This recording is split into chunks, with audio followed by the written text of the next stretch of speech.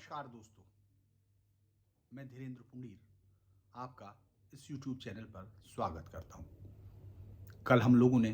Data के सहारे, आंकड़ों के सहारे 67 से लेकर यानी जब चौधरी चरण सिंह बागपत जिले में पदार्पण करते हैं तब से लेकर 2017 के चुनाव, 2019 का चुनाव भी आप उसमें जोड़ सकते हैं, तब तक का हम लोगों ने लेखा जोखा देखकर जाट लैंड, जिसको सबसे पसंदीदा शब्द है क्योंकि वाइल्ड वेस्ट या इस तरह की चीज़ों के साथ मीडिया को अच्छा लगता है, तो उसी तरह से उनका ये चुना गया एक बेहद जो शब्द है उसको उन्होंने चुन लिया है और बाकी तमाम पर इम्पोज कर दिया है। हालांकि उनकी बातों को भी मैं देखूं तो वो भी बहुत मायने नहीं रखती हैं, लेकिन आज वहीं चौधरी जयंत और अखिलेश यादव, राज्य के पूर्व मुख्यमंत्री, उनकी आज ज्वाइंट प्रेस कॉन्फ्रेंस हुई और उसमें उन्होंने मुजफ्फरनगर में कई सारे वादे किए, कई सारी चीज़ें बताई और अपने सारे आने वाले समय के लिए जो उनकी जो भी पत्रकार की तरफ से मांग उठ रही थी, मेरी समझ में नहीं आ रहा था कि शायद पत्रकार वहाँ डिमांड कर रहे थे या वो सवाल जवाब कर रहे थे, जो भी था वो, लेकिन बेहतर है मुजफ्फरनगर में अगर वो तमाम चीज़ें हों। वहाँ ये हुआ कि किस तरह से वहाँ सबसे बड़ा जो काम हुआ वो ये हुआ कि वहाँ यूनिवर्सिटी की बात हुई, वो भी उन्होंने दे दी। उसके बाद और कई सारी चीज़ें जो मांगी गई वो उन्होंने दे दी। एम्स के लिए उन्होंने कहा कि वो होंगे और सबसे बड़ा जो वायदा था वो ये था कि 15 दिन में गन्ने का पेमेंट हो जाएगा। चूँकि बीजेपी ने 14 दिन कहा था और अभी पेमेंट बहुत सारी मिलों का नहीं हुआ है, बहुत सारी का हो रहा है। बहुत सारा पेमेंट जो अमूमन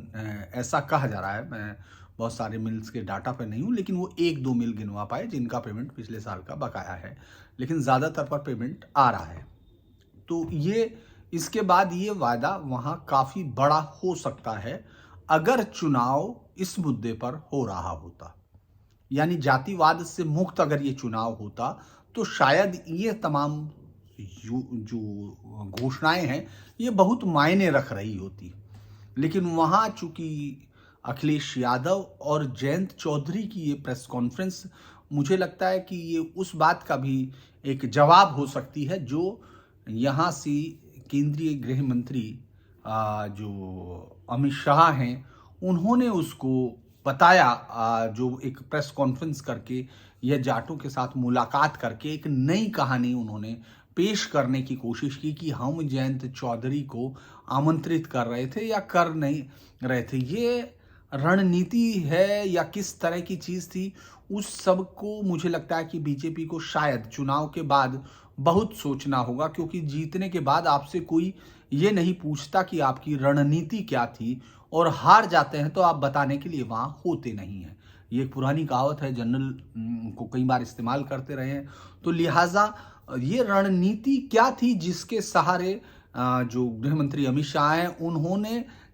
बीजेपी के जाट नेताओं के साथ बात करके, बीजेपी के सांसद के घर में बात करके इतनी बड़ी बात, इतना बड़ा आमंत्रण दिया जिसको बड़े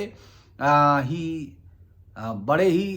अपनी पार्टी के हिसाब से बहुत सही तरीके से जयंत चौधरी ने रिपल किया और उसको सही मायने में जवाब दिया। और आज जब अखिलेश वहां उसको मजाकिया अंदाज में कर रहे थे कि उस आमंत्रण, मतलब आप ये दिन देखिए कि इनको आमंत्रण करना पड़ रहा है। अगर कोई रणनीति समझ में आती है कि वो उनके वोटर्स के बीच में, दोनों के बीच में ये दरार पैदा करने गए थे, क्योंकि अलग अलग किस्म के आप वीडियो देखते हैं तो आपको लगता है कि शायद इससे बहुत ज़्यादा अंतर पड़ रहा होगा। तो वो चूंकि जातीय आधारित ये पूरा का पूरा चुनाव है, मैं बार बार कहता हूँ कि हम लोग बहुत सारी चीज़ों को इस बात के लिए, चूंकि ये कहते वक्त भी पत्रकारों को शायद लगता है क्योंकि वो सच बोलेंगे तो बहुत सारी चीज़ें आ जाएंगी, लेकिन ये पूरी तरह इसमें कोई कन्फ्यूज़न नहीं होता है जब आप ज़मीन पर जाते हैं कि जातियों के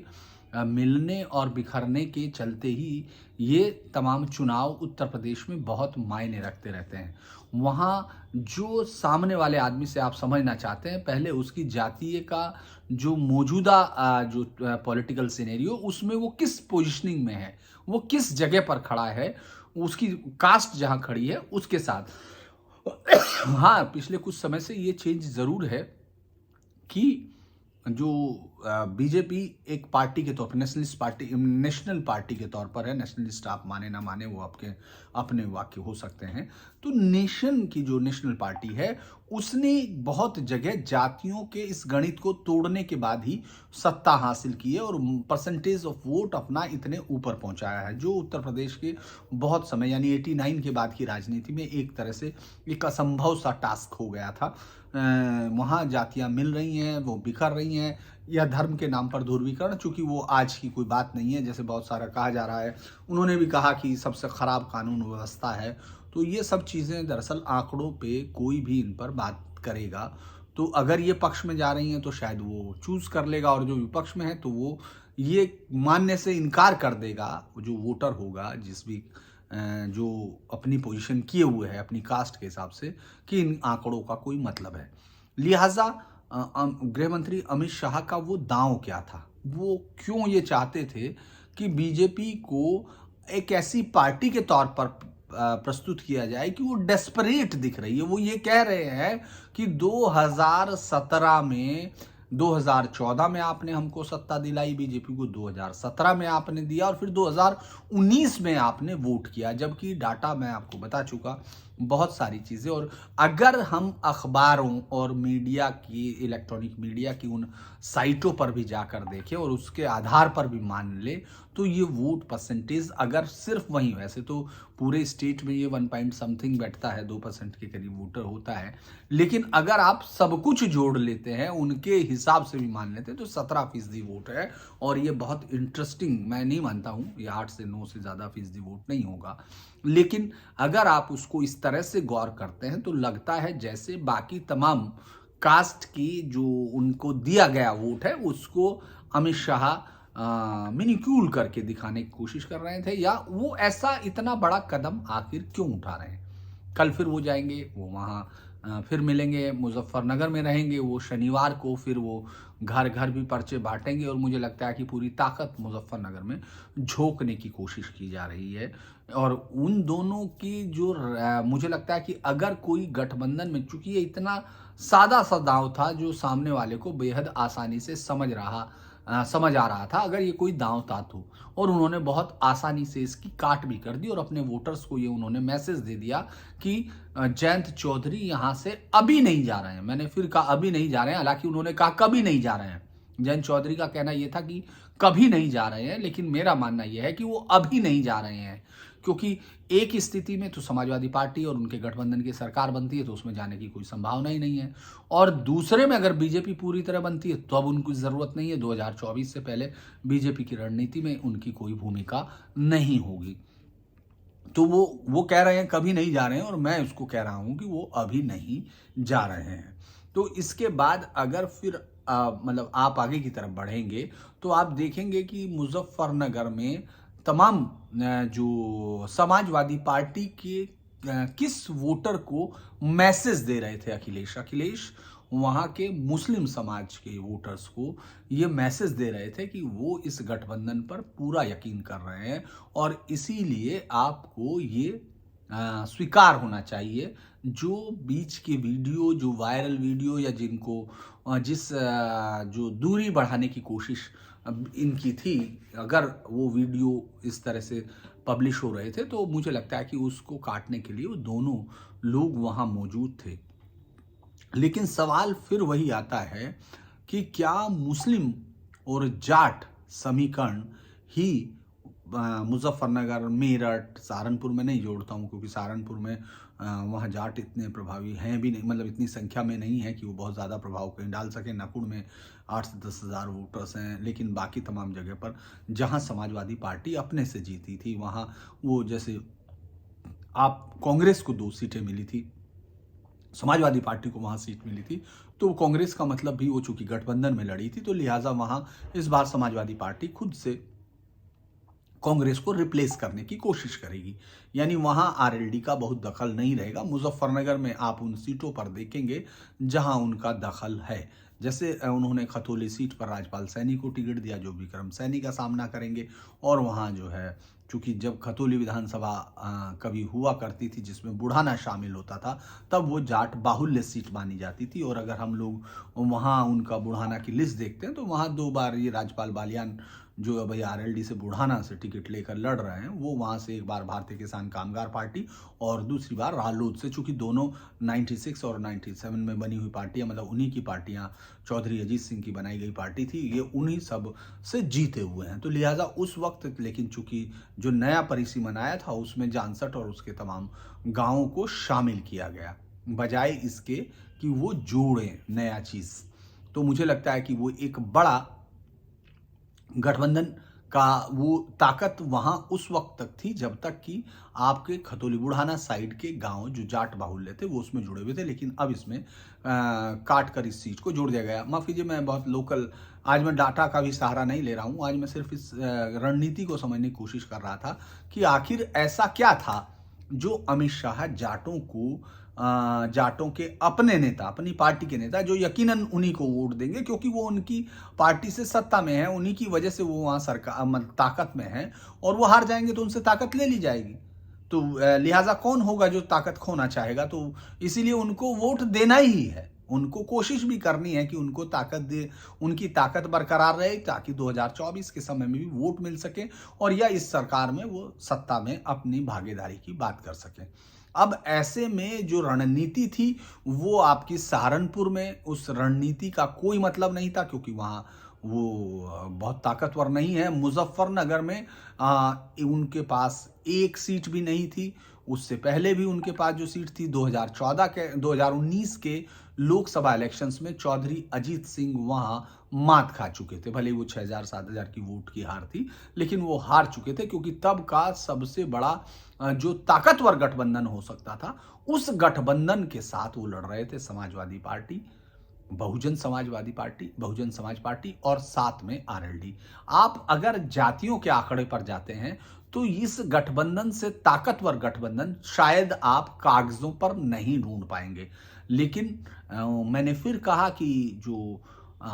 हर एक समय में जो मैंने आपको कहावत बताई थी, घर गेल अनाज इकट्ठा किया जाए तो बारात जिम जाती है, इसी इलाके की कहावत है कि हर घर से अगर मुट्ठी भर अनाज लिया जाए तो बारात जिम जाती है, और अमीरों के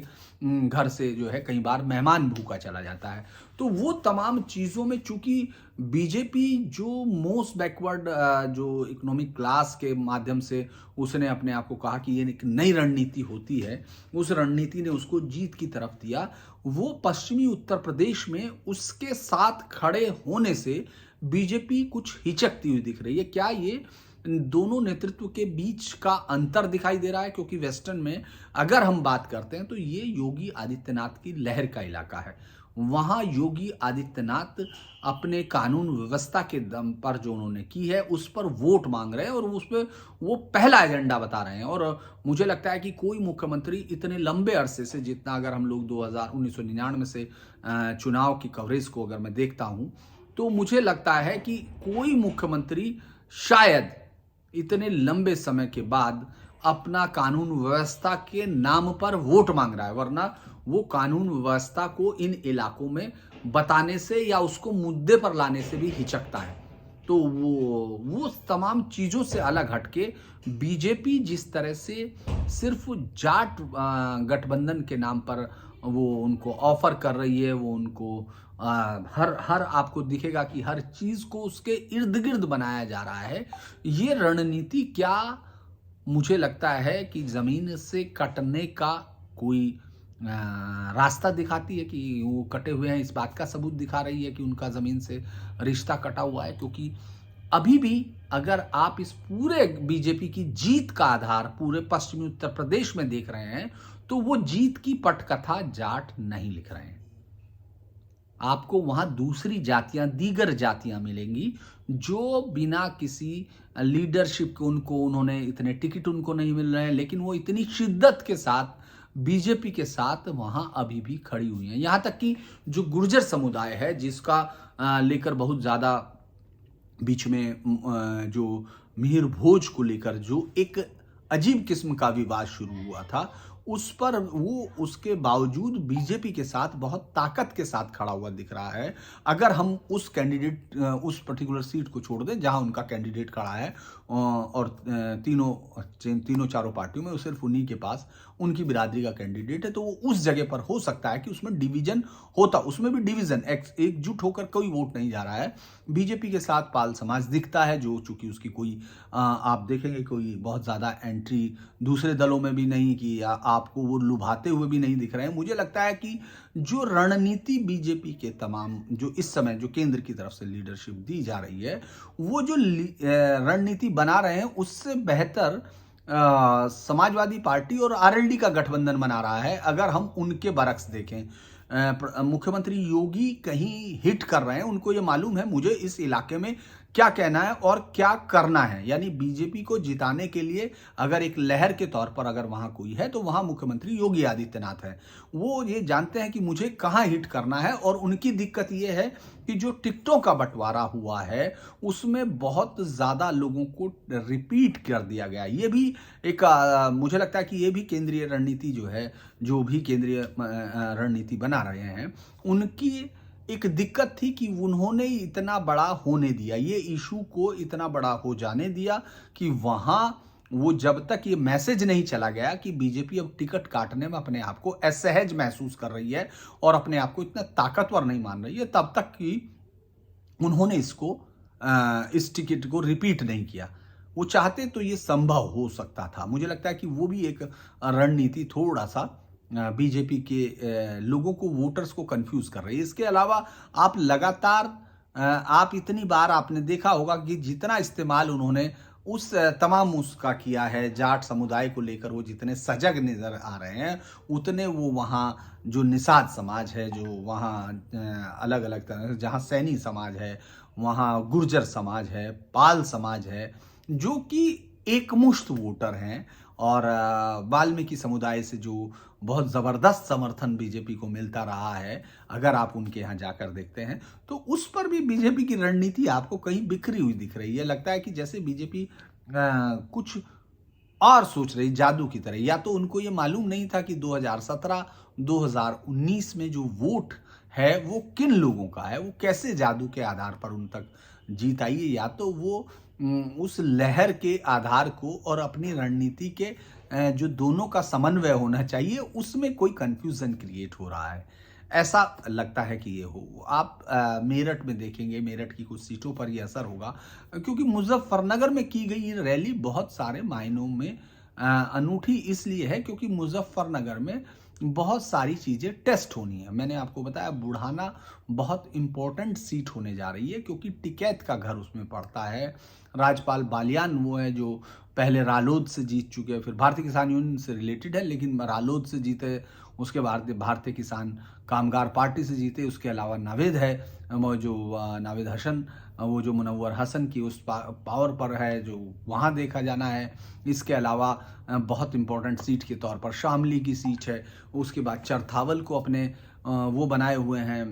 अखिलेश, उसको भी उन्होंने अपने एक प्रेस्टीज, मतलब एक वो सीट जो प्रोमिनेंट सीट वो मान रहे हैं, उसको माना हुआ है। इसीलिए वो मुजफ्फरनगर में बातचीत कर रहे हैं, क्योंकि उनको मालूम है बागपत में उनको उसकी ज़रूरत नहीं होगी। मुझे लगता है कि जिस तरह से इस पूरी हम लोग देखा जिस प्रेस कॉन्फ्रेंस में, जिसमें उन्होंने कई सारे मुद्दों को वहीं तत्काल उसी तरह से कि यहाँ से ग्रीन फील्ड जाएगा, यहाँ वो जाएगा, उन तमाम चीज़ों से ज़्यादा ये इस बात की तरफ इशारा था, दोनों मिलकर ये दिखाना चाह रहे थे कि जाट और मुसलमान वोटर एक साथ रहेगा, जाट और मुसलमान वोटर के अंदर कोई डिवीजन नहीं हो, और किसी तरह की इस तरह का कोई मैसेज ना चला जाए जिस तरह का अमित शाह देना चाह रहे थे कि साहब वो आरएलडी के साथ हमारा रिश्ता बाद में हो सकता है। यानी ये बाद की संभावनाओं के नाम पर उन्होंने अभी का जो मौजूदा समय है उसको जोड़ने की कोशिश की है। आज इसके अलावा बीजेपी ने लिस्ट भी, खैर इस पर हम लोग और भी बात कर सकते हैं, क्योंकि बागपत की तरफ अगर आप बढ़ेंगे तो ये समीकरण, चूंकि मैं जब बात कर रहा था तो बहुत सारे लोगों ने बहुत इंटरेस्टिंग बात कही अलग अलग पार्टी के, लेकिन आपको ये जान के हैरानी होगी कि जो सबसे इंटरेस्टिंग, जो विपक्ष के इस समय सबसे ताकतवर अपनी सीट लग रही है, उनको वो सीट लगी है जहां बीजेपी ने अपने टिकटों को रिपीट किया है। जहां बीजेपी ने अपने टिकट्स रखे हैं, बनाए रखे हैं, उन सीटों में विपक्ष को लगता है, ये अनऑफिशियल कोट है, उनको ये लगता है कि वहां वो बहुत ताकत के साथ नहीं है। यानी बीजेपी ने जिन टिकटों को रिप्लेस कर दिया है, वहां विपक्ष को अपनी बहुत कुछ भूमिका नहीं दिख रही है। उन्होंने अपनी लड़ाई, अपनी ताकत उन सीटों पर झोंकी है जो 80% के करीब है, यानी जिनको रिपीट किया गया है। यानी जो हम लोग बातचीत कर रहे हैं पहले दिन से, जो मैं कह रहा हूं कि योगी की लहर और उनके विधायकों के खिलाफ एंटी इनकम्बेंसी के बीच की लड़ाई है, तो इस बात को विपक्ष समझ रहा है और वो उन सीटों पर अपना ज्यादा ध्यान केंद्रित कर रहा है जहां कुछ भी एंटी इनकम्बेंसी विधायक के खिलाफ होगी तो वो ये अपने पक्ष में किया जा सकता है। यानी अगर या तो रिलेक्टेंस हो, वोटर्स वहां जाए ही नहीं वोट डालने, या फिर वोटर चूंकि विधायक से नाराज है, वो मुख्यमंत्री योगी को चुनना चाहता है। जैसे बहुत इंटरेस्टिंग होता है, वो अपनी सीट पर बहुत सारे लोगों से मैंने पूछा है क्रॉस, इसीलिए मैं कहता हूं कि शायद ये एक बहुत ही लोकप्रिय मुख्यमंत्री के चुनाव में इस तरह की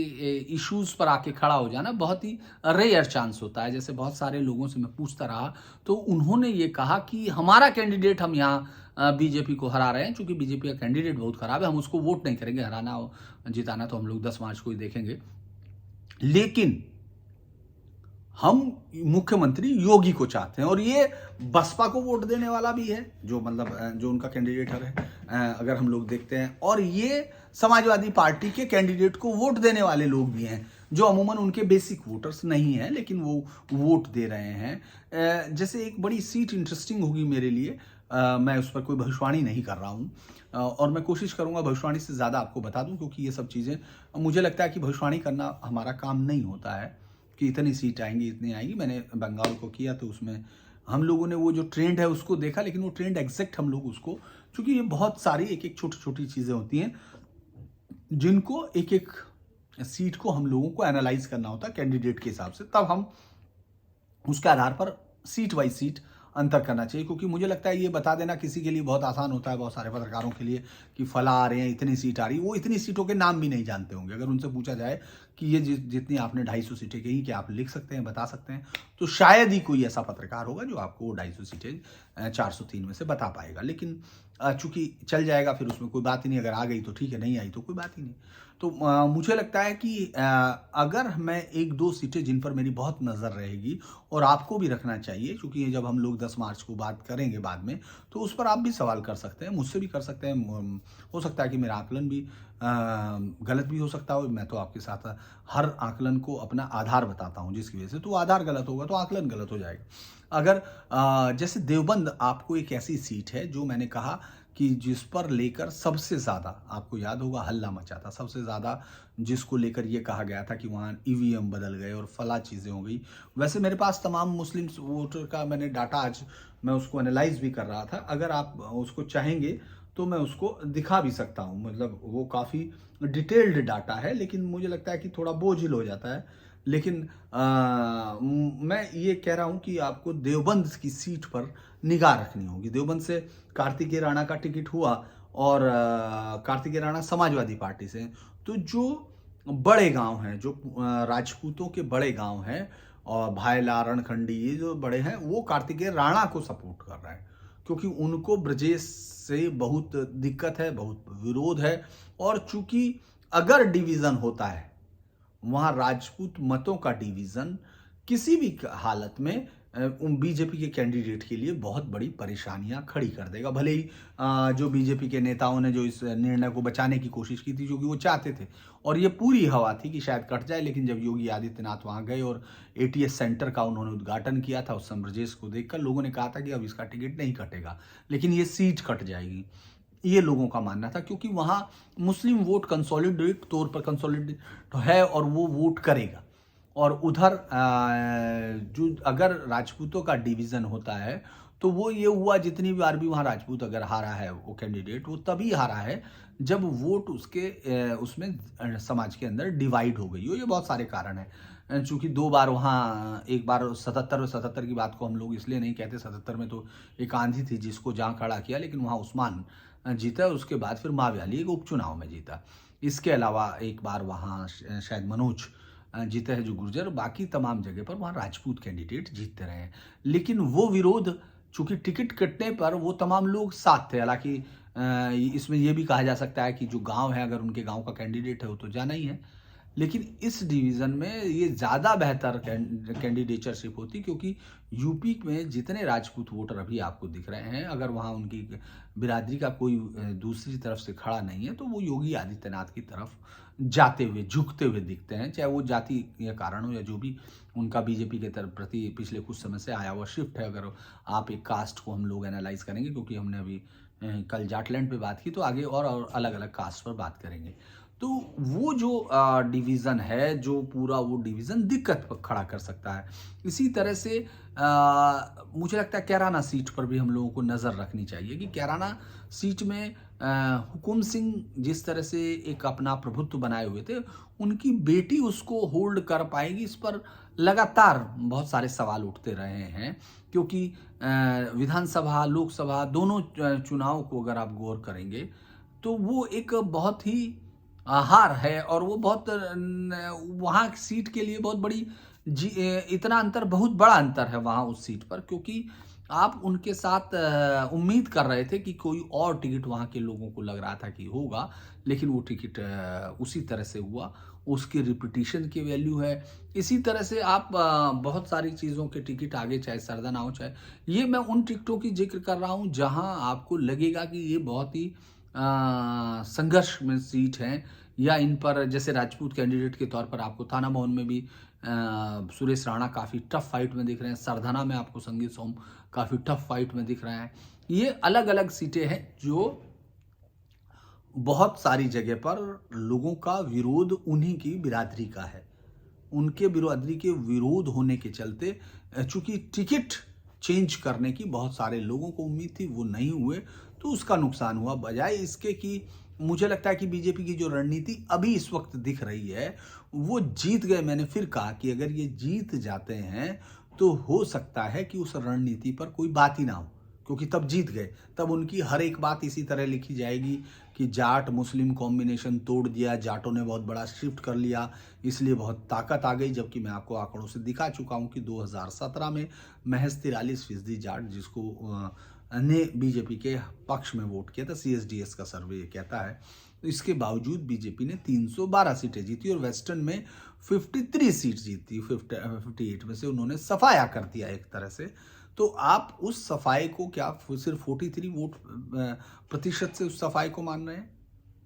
तो ये बहुत सारी चीज़ों की तरफ इशारा करता है। मुझे लगता है कि बीजेपी की रणनीतिक तौर पर अभी इस वक्त वो बहुत मुझे लगता है कि बहुत साउंड नहीं है, चूंकि लहर जीतेगी। अगर जीतेंगे तो योगी के नाम पर वो वोट यहाँ से इकट्ठा हो रहा है जो दीगर जातियों का है, और जिसका मुझे लगता है कि शायद ये भी एक कारण हो सकता है कि केंद्रीय नेतृत्व में अमित शाह के पास ये जिम्मेदारी थी 2014 के बाद, 13 के बाद, कि पश्चिमी उत्तर प्रदेश के इलाकों में उनको ही इंचार्ज, और वो सब मतलब रहे थे उस समय। आपको याद होगा जो मीटिंग हुई थी जाटों के साथ, तो वो कहीं उस चीज़ को दोहराने की कोशिश में उनको लग रहा है, और वो इस तरह का जो अपना एक अधिक से ज़्यादा कोशिश कर रहे हैं कि कहीं ये ज़्यादा जो उनसे बिखरा या उनसे कहीं कुछ होता है, तो वो अपनी उस सफलता को उसी को समझ रहे हैं। अगर वो सफलता कि हाँ उन्होंने उस वक्त इसलिए किया था तो बीजेपी इसलिए जीत गई थी, मुझे लगता है कि उसका प्रेशर उन पर ज़्यादा दिख रहा है। इसके उलट अखिलेश और जयंत बहुत अच्छे से जानते हैं। जैसे सवाल किया गया कि मुसलमान वोटर्स को आप मुसलमान टिकट कम क्यों दिए, टिकट क्यों नहीं दिया गया, ये एक बड़ा रिपोर्टर का पूछा गया सवाल था, जिसको उन्होंने बहुत आसानी से टाल दिया कि गंगा जमनी तहजीब है। और यह क्योंकि उनको मालूम है कि उनका वोटर कौन है, उनको ये बेहतर तरीके से मालूम है कि उनका वोटर उनके लिए कितना ज़्यादा दे रहा है, कि वो उस जाति के वोट टिकट भी ना दे, उस धर्म के, तो भी वो उनको दे रहा है। उधर वो जो सवाल है उसी को उन्होंने एड्रेस किया, यहाँ तक कि आरएलडी ने भी अपनी जो सीटें हैं उनमें सिर्फ 9 जाट टिकट दिए, यानी उसको मालूम है कि उसको जाट जितना मिलना है वो उतने जाटों को, उससे पहले उससे भी कम दे रहे थे। लेकिन फिर बाद में जो कि बीजेपी के 17 टिकटों के बाद इस तरह लगा कि नहीं, वो संख्या पूरी करनी चाहिए, क्योंकि उनको मालूम है उनका जितना परसेंटेज जाट उनको मिलना है उतना मिलेगा। ये उनकी रणनीति ज़्यादा बेहतर। और अमित शाह को मुझे लगता है कि अभिमन्यु को जो कैप्टन अभिमन्यु को जो ताकत देने की बात की गई कि वो हरियाणा से आएंगे और हरियाणा से रोटी बेटी का है, तो हरियाणा में बीजेपी ने गैर जाट मुख्यमंत्री दिया है और गैर जाट पॉलिटिक्स के माध्यम से उसको हासिल की है। लेकिन आप देखेंगे कि यहाँ उसी को जीत का समीकरण देने की कोशिश की जा रही। तो मुझे लगता है आज के लिए मैं बस इतना ही, क्योंकि आज कुछ और इशू पर बात करना चाहता था, लेकिन ये बड़ा इंटरेस्टिंग लगा मुझे कि वो रैली, वो जहां मुजफ्फरनगर इतनी बड़ी लड़ाई का केंद्र हो रहा है, वहीं जाटलैंड का वर्ड वो लगातार है और बिना जाने हुए तमाम लोग। और मुझे लगता है उन्हीं के साथ बहती हुई गंगा में बीजेपी की रणनीति भी उसी तरफ जा रही है। ऐसे में योगी आदित्यनाथ अपने ही कंधे पर इस पूरे चुनाव को यहाँ पश्चिमी उत्तर प्रदेश में लड़ते हुए दिख रहे हैं, क्योंकि उनके विधायकों की एंटी इनकम्बेंसी तो उनके सामने खड़ी ही है। तो आज के लिए इतना, फिर मिलते हैं कल। आप इस वीडियो को लाइक कीजिए, सब्सक्राइब कीजिए, ताकि ये ज़्यादा अच्छे से कहीं इसको लोग बात देख सकें, क्योंकि जब आप लाइक करते हैं, शायद यही है कि जब आप लाइक करते हैं या शेयर करते हैं तो वो ज़्यादा लोग उसको देख पाते हैं। आज के लिए इतना ही। नमस्कार, शुभ रात्रि।